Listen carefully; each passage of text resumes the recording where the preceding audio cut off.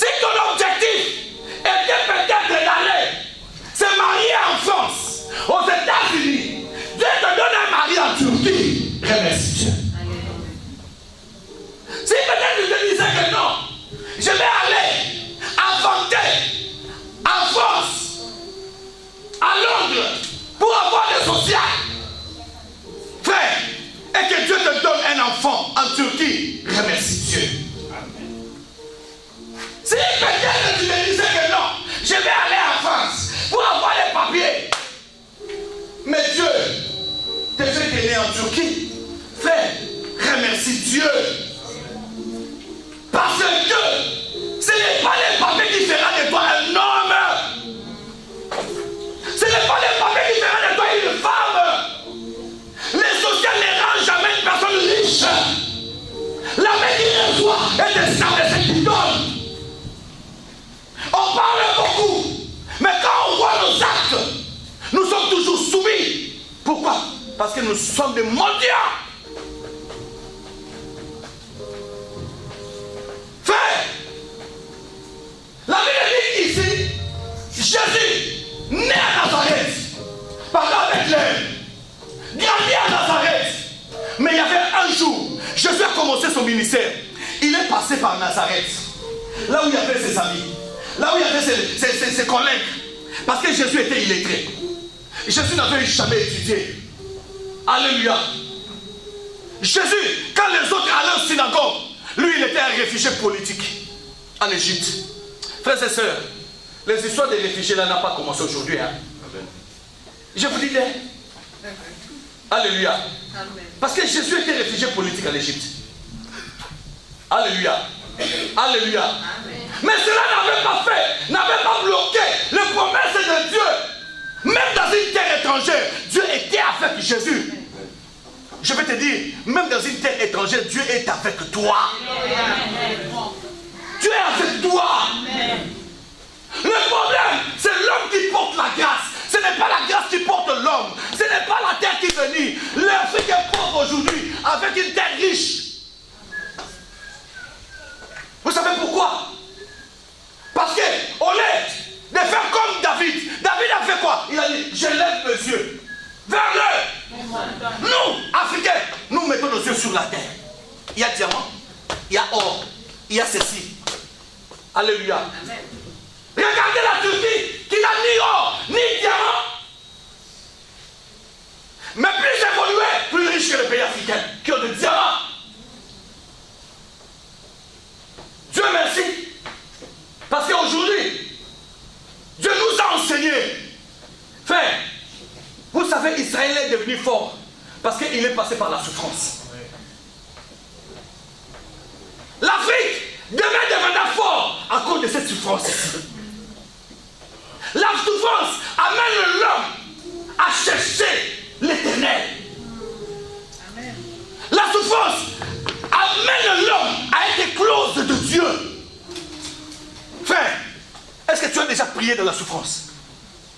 Il y a une prière que tu fais quand tu es dans la souffrance, qu'une prière, quand tu fais, tu es déjà rassasié. Il y a une différence de prière. Hein?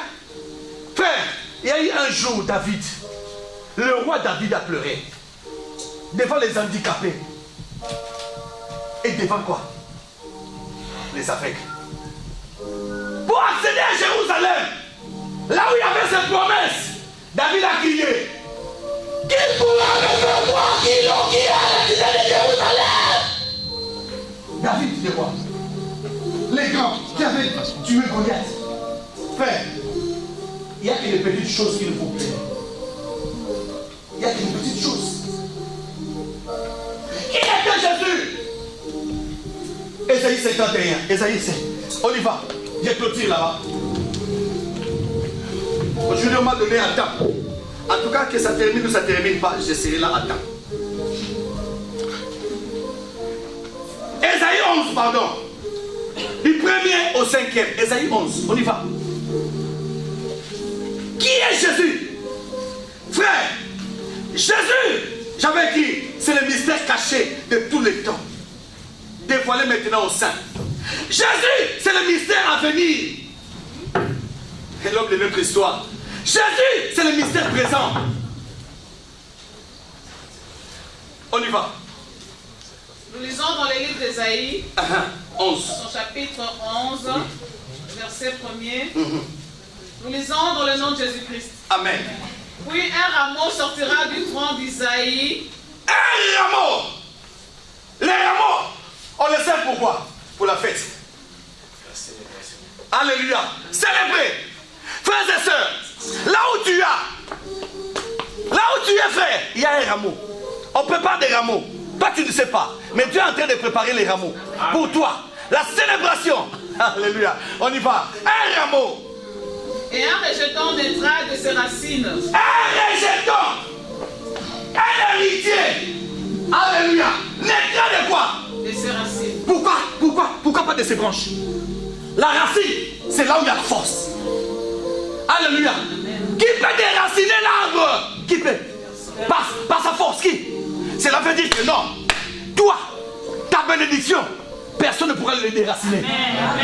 J'ai dit à quelqu'un, Dieu, la bénédiction qu'il garde pour toi, personne dans la vie, même si dans ta famille, personne ne pourra le déraciner. Parce que tu seras établi dans le quoi? On y va, rapidement. 2 minutes. L'Esprit de l'Éternel reposera sur lui. Il y a dit quoi?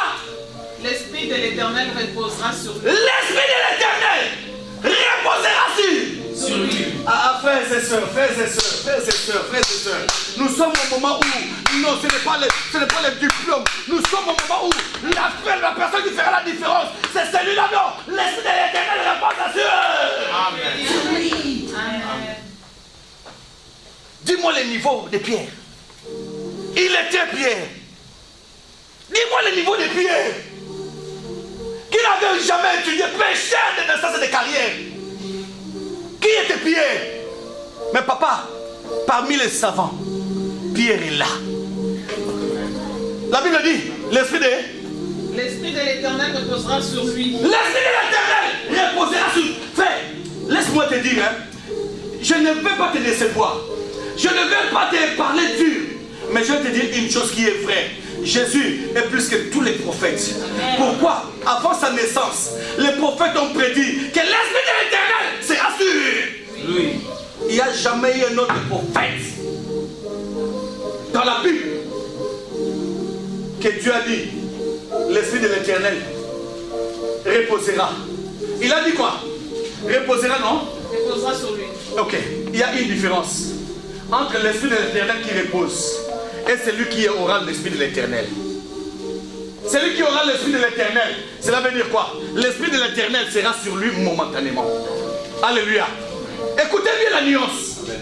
Dans la Bible, on parle de Manoach, Samson, qui aura l'Esprit de l'Éternel. Alléluia.